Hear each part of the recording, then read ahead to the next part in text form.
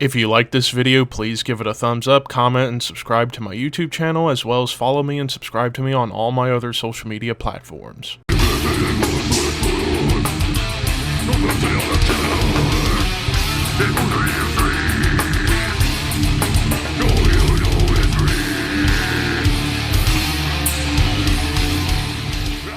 What's up, Thrashers, and welcome back once again to the Thrash Maniac 99 YouTube channel, and I am back with another album review for you guys, and this time I am talking about the latest offering from upcoming Belgian death metal wizards, Carnation, with Cursed Mortality. This also comes out on November 3rd, this time on Century Media, Season of Mist Records, Jesus. But yeah, this is the band's third album overall, and I've been following this band pretty much ever since the beginning. Like, I've been a fan of theirs since their debut, Chapel of Abhorrence, when it came out in 2018. And then 2 years later, we had Where Death Lies, which I thought both of those albums were absolutely monstrous death metal. Very much in the vein of classic Swedish death metal, like Entombed, Bloodbath, but also mixing in some Florida death metal, particularly Cannibal Corpse and Deicide, and even a little bit of other modern bands like Gatecreeper, for example. Whereas each album that they've put out have been a little bit different. Like Chapel of Abhorrence was definitely like a proper like Bloodbath meets Cannibal Corpse kind of style, whereas Where Death Lies, they were beginning to explore a little bit in their songwriting with incorporating other influences. But probably their main secret weapon, Simon the frontman, like, his vocals, his death growls, very much feel like Corpse Grinder from Cannibal Corpse. Now, on this album, his death growl is a little bit different this time around. Maybe it's because, you know, he's getting older, so his voice is still kind of evolving. But as far as the music goes on this album, I'm just going to say, spoiler alert, this album may have the most diverse songwriting of any Carnation album so far, and this is only the third one. We kick things off with Herald of Demise, which after this like little ambient intro, straight into triplet chugs and blasts that feel like Cannibal Corpse, but still retaining that Swedish HM2 tone pretty much all throughout this album. It's just filled with chainsaws and buzzsaws, HM2 boss pedal, still alive and well throughout the entire album. But one thing you definitely get a lot more on this album, I would say, compared to the other two albums, more tremolo riffs, like kind of almost feeling like an amalgamation of classic Swedish death metal, but also bringing in maybe a little bit of black metal into their sound. Like, I would say particularly the opening tremolo riff on Metropolis definitely felt a little bit colder, like something you would hear out of classic black metal, but still with that death metal mindset to it. But back to the opener with Herald of Demise, this also features an excellent quick-fire lead from one Andy LaRocque from King Diamond, and pretty much whenever you get Andy LaRocque involved on anything, whether it be in production or a guest spot with a solo, you're getting some greatness out of it, and he certainly delivered with a harmonized solo towards the end of the opening track. Now, as far as like the different songwriting chops they're going for, the following track, Maruda, definitely feels a lot more like a classic Swedish death metal song. Like, it's very crusty, it's D-beat oriented, but you still get those like Bloodbath-esque eerie melodies on top. But the tremolo riffs and the blast beats that come in towards the second half of the song, just absolutely ferocious. Now, with Metropolis, not only do you get that like quick little sinister tremolo riff at the beginning that feels like black metal, but also feels like classic Entombed, you get a nice groove and chug that almost feels like Decapitated, which I wasn't quite expecting that, especially with how the song started, but then it progressed into having more groove and chug going for it. But the melodies on this track, and dare I say the melodies across the board on this album, are amongst the strongest that this band has been able to produce thus far. And the lead work on this album is just all over the map. Like, you get some occasional squealy dive bombs, some shred on top, but most of the leads that you're getting on this album feel very atmospheric. Like, they do more to serve the atmosphere of the song rather than showing off guitar chops like, hey, look how fast I can play. It's more about feeling when it comes to most of the leads you get on this album. But then we get into Replicant, where really this, as well as the final track, is where you get kind of a bit of a secret weapon in Carnation's arsenal.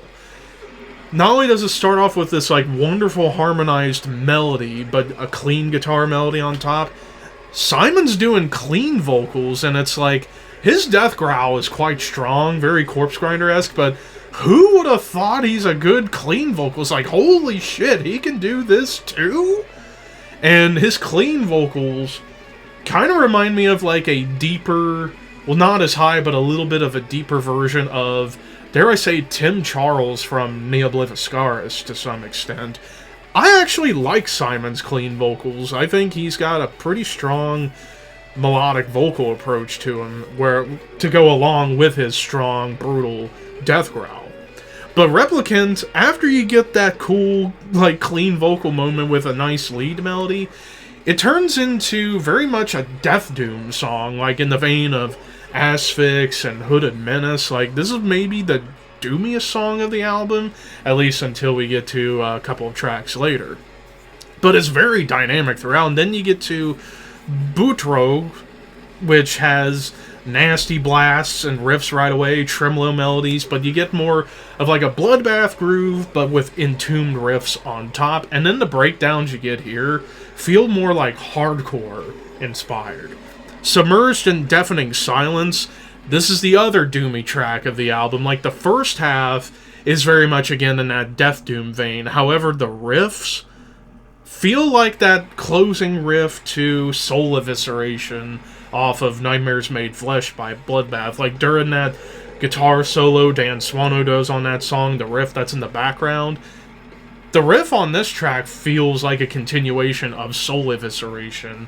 But then it does turn blasty and thrashy and tremolo-y, if that's even a word. Wow. More tremolo riffs, but it does get blasty and thrashy in the second half of the song. Then Cycle of Suffering. This one kind of felt like the most ordinary track out of the entire album. All about the speed, the breakdowns, but bringing in some dissonant melody on top. But then you get to the title track, the final track of the album, and I think the longest song they've done. It's like over 7.5 minutes. Starts off with some like dark synths, almost like synthwave a little bit in the beginning. And then you get a clean guitar melody with a lead melody on top. Kind of reminded me of Dream Theater a little bit. And then it even gets harmonized as tension builds before the synths come back. And the clean vocals Simon's doing returns. And again, he's got a really damn good clean vocal approach. But then it turns really heavy and dissonant but groovy with riffs that chug along very much like Gatecreeper again. And I love how suspenseful the melodies get, and the leads, once more, quite tasteful.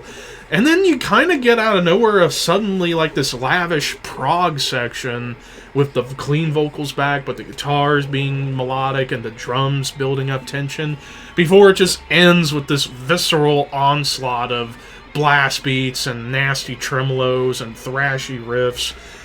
Like, this is arguably Carnation going progressive death metal, which, man, this year, progressive death metal just seemed to just come up out of nowhere, or at least bands exploring more prog territory, whether it be in a song or an album.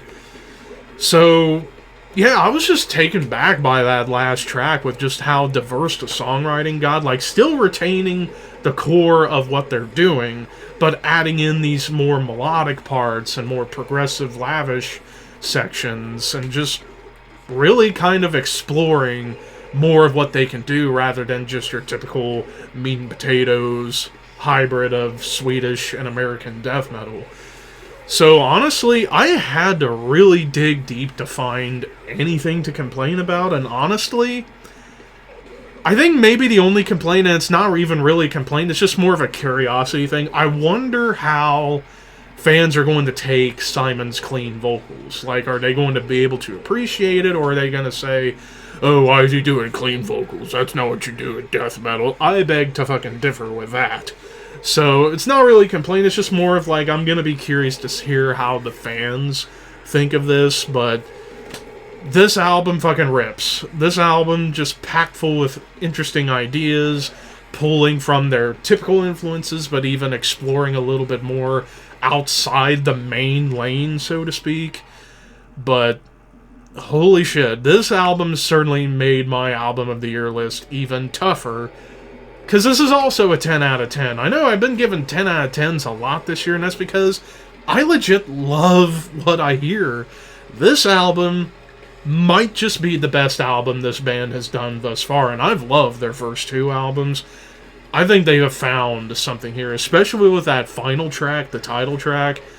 I think if they explore more in that realm and get a little bit more into the prog, but still retain that nastiness that they're known for, I think we may have an upcoming prog death metal juggernaut now. But of course, that's all just my opinion. What did you guys think of Cursed Mortality by Carnation? Let me know in the comments below, and until next time, keep your horns high and your dreams wet.